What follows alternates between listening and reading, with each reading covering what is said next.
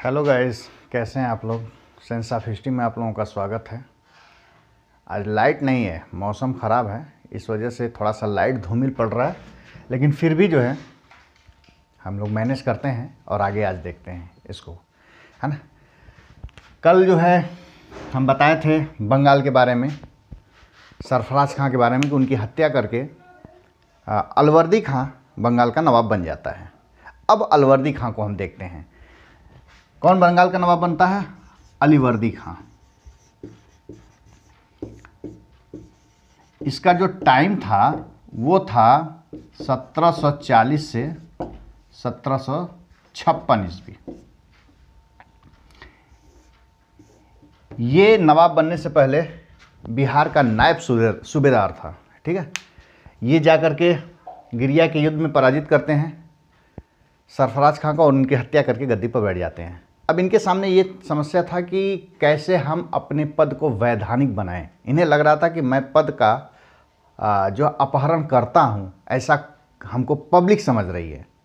तो इनको लग रहा था कि हमें जो है अपने पद को अप्रूवल कराना पड़ेगा, किससे? मुग़ल दरबार से, मुग़ल साम्राज्य से। तो ये क्या करते हैं, मुग़ल साम्राज्य को 2 करोड़ रुपया घूस में दे देते हैं।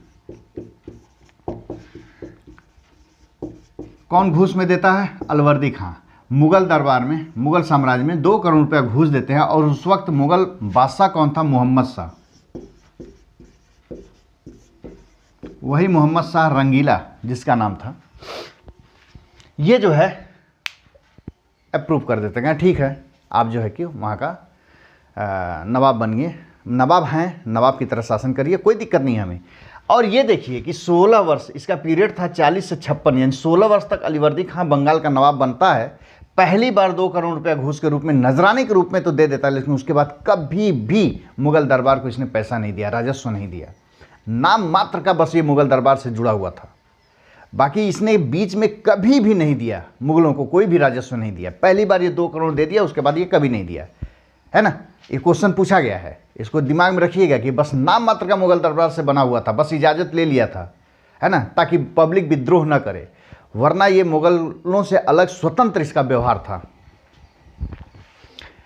अब अलीवर्दी खां के सामने एक समस्या और थी, इनके ऊपर बार बार जो है कि मराठों का अटैक हो रहा था। मराठे बार बार जो है बंगाल पर अटैक कर रहे थे।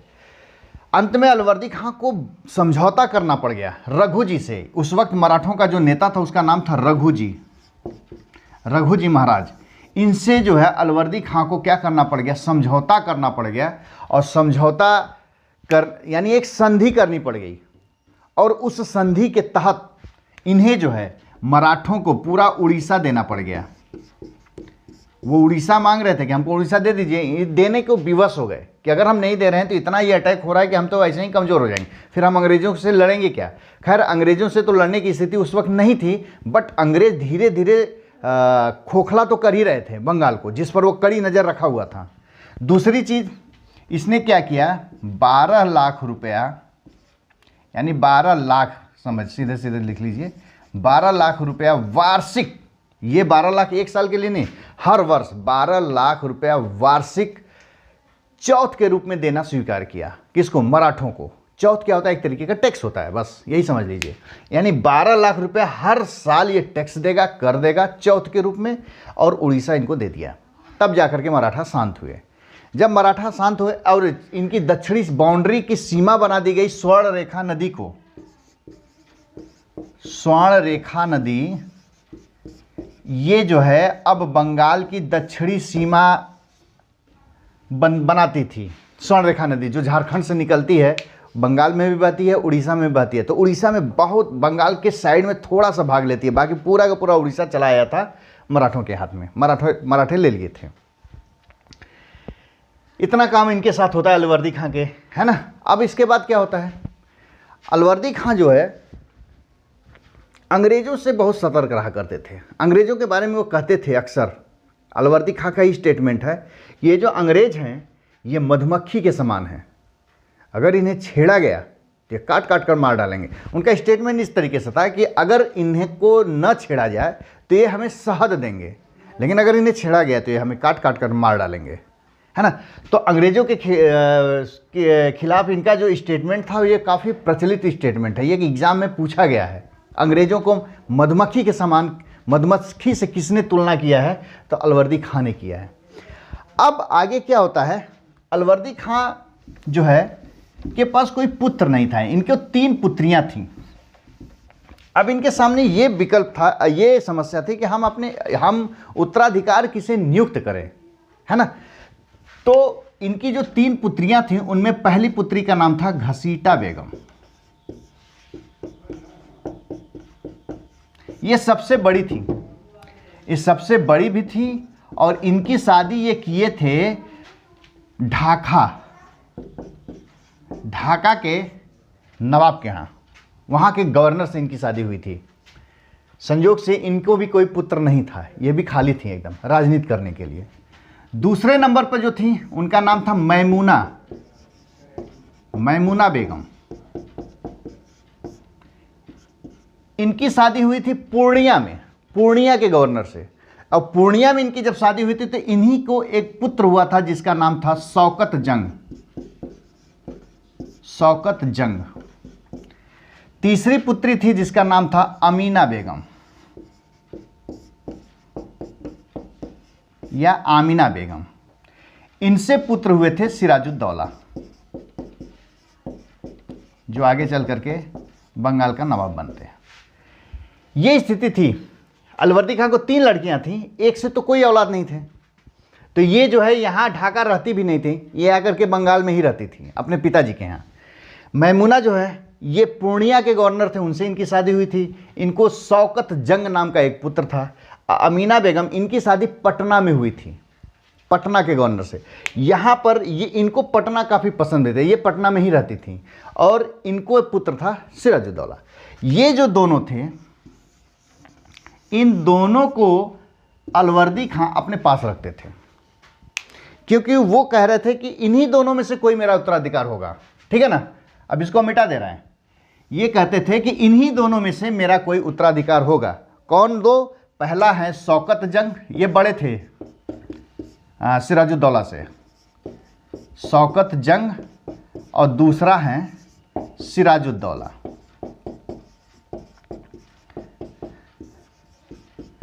दोनों का बचपना जो है, ये दोनों नवाबजादे थे, नवाब के महल में पल रहे थे, अपने नाना के यहाँ दो के दोनों रहते थे। बचपन से एक साथ खेलना, उठना, खाना पीना, पढ़ना लिखना, सब कुछ इन लोगों का बचपन एक ही साथ गुजरा है। पढ़ाई लिखाई, घुड़सवारी करना, अस्त्र शस्त्र चलाना, युद्धाभ्यास करना, सब कुछ एक साथ ये दोनों किए और दोनों अलवर्दी खां की नज़र के सामने रहते थे। लेकिन ये जो सिराजुद्दौला है, ये शौकत जंग से थोड़ा सा तेज था, कर्मठ था, और इसको देख करके लगता था कि ये इससे कहीं ज़्यादा बेटर है। हर क्षेत्र में ये जो है, छोटा तो था लेकिन होनहार था, और इस वजह से सिराजुद्दौला जो है अलवर्दी खां का सबसे प्रिय भी था। और प्रिय होने के कारण ये शौकत जंग, जब ये दोनों बड़ा हुए तब शौकत जंग को लगा कि हम दोनों में सबसे, इनसे बड़ा तो हम हैं, तो यहाँ का जो है कि नवाब तो हमें बनना चाहिए। लेकिन हम देख रहे हैं कि हमारे नाना की नज़र सिराजुद्दौला की तरफ रहता है, इसलिए सिराजुद्दौला से बाद में ये जलने लगा और इसको इसकी मौसी का साथ मिल गया। मौसी कौन? वही जो खाली थी, आकर के यहाँ रहती थी, घसीटा बेगम।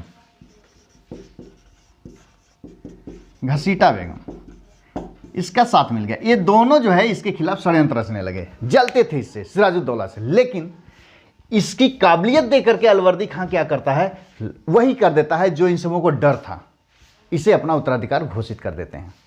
यानी 1756 में बंगाल का अब नवाब बन जाते हैं कौन? सिराजुद्दौला। तो अब बात आ जाती है सिराजुद्दौला तक। अब जाहिर सी बात है कि जब सिराजुद्दौला नवाब बन गए तो शौकत जंग तो खिलाफ होंगे ही ना।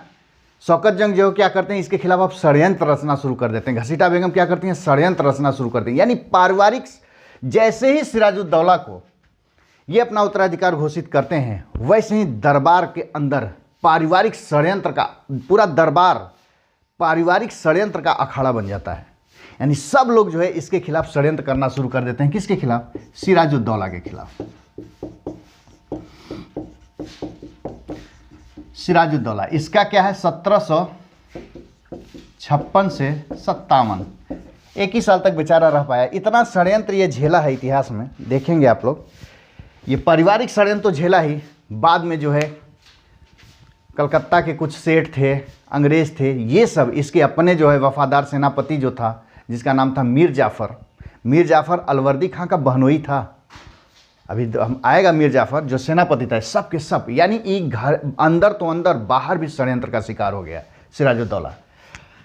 तो सिराजुद्दौला गद्दी पर बैठता है। अब ये जब गद्दी पर बैठता है जिस वक्त, यानी 1756 में, उसी समय ब्रिटेन में, यानी कि यूरोप में ब्रिटेन और फ्रांस के बीच सप्तवर्षीय युद्ध शुरू हो जाता है। जब उधर सप्तवर्षीय युद्ध शुरू होता है तो भारत के अंदर, खासतौर से बंगाल में जितने भी इनकी कोठियां थीं, उस दोनों अपनी अपनी कोठियों को क्या करते हैं, किलाबंदी करना शुरू कर देते हैं, क्योंकि दोनों को एक दूसरे से डर हो गया था, क्योंकि युद्ध वहाँ हो रहा है तो युद्ध यहाँ भी भड़क जाता था। तो तुरंत क्या किए कि फ्रांसीसी भी अपने किलाबंदी करना शुरू कर देते हैं, जितने भी छोटे छोटे जो पुराने दीवार थे उसको तोड़वा करके मजबूत बनाना शुरू करवा देते हैं, जो खाई पड़ गई तो उसको खाई बनाना शुरू कर, वही काम अंग्रेज भी करना शुरू कर देते हैं। ये बात जैसे ही सिराजुद्दौला को पता चलता है, जाकर के रुकवा देता है कि ये क्या कर रहे हो तुम लोग यहाँ पर व्यापार करने आए हो या एक दूसरे से युद्ध करने आए हो। जब ये मना करता है तो फ्रांसीसी तो मान जाते हैं। फ्रांसीसी कहाँ की किलाबंदी करते हैं, चंद्रनगर की,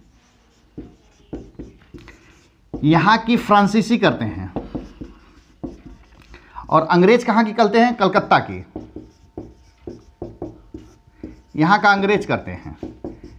तो जब ये मना करता है तो ये तो मान जाते हैं, लेकिन ये नहीं मानते हैं।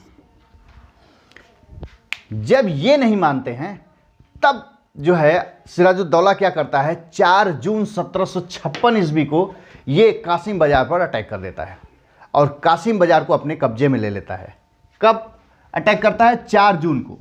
4 जून को अटैक करके ये कासिम बाजार को अपने कब्जे में ले लेता है, ठीक है ना, कासिम बाजार को। उसके बाद 15 जून को इसने कलकत्ता पर अटैक कर दिया, और कलकत्ता पर खास तौर से इनका जो किला था, क्या नाम था, फोर्ट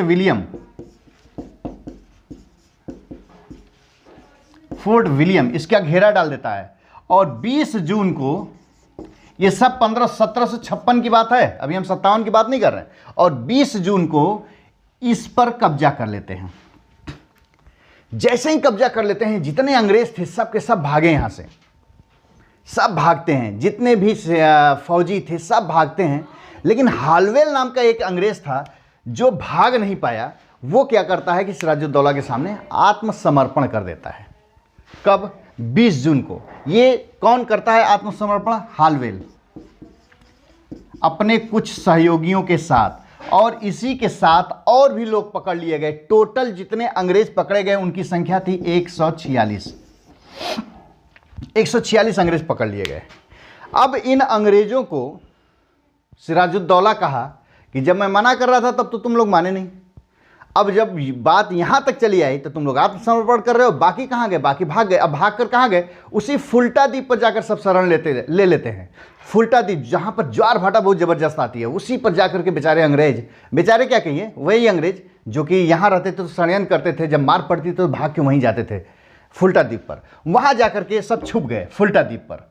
होता क्या है, अब ये सिराजुद्दौला इतना नाराज हो गया था इन सबों से कि वहीं पर क्या करता है, यह एक काल कोठरी का वर्णन, जो कि जिसके बारे में सिर्फ हालवेल ही बताया है और इसका कहीं कोई साक्ष्य नहीं मिला हुआ है, बट हालवेल के कहने के अनुसार 146 अंग्रेजों को, जिसमें यह भी शामिल था, हालवेल भी शामिल था, इसको सिराजुद्दौला क्या करता है, 18 फीट लंबा, 14 फीट जो है चौड़ा और 10 फीट ऊंचा एक मकान रहता है। उसी मकान में 18 बाई 14 का मकान, आप समझ सकते हैं कितना बड़ा होगा। उस 18 बाई 14 में, इसका कहना है हालवेल का, हम सबको हालवेल कह रहा है कि इस मकान में, 18 बाई 14 वाले मकान में 146 अंग्रेजों को ठूस ठूस कर भरवा देता है। अब भरवा करके दरवाजा बंद करके बाहर से ताला लगा देता है।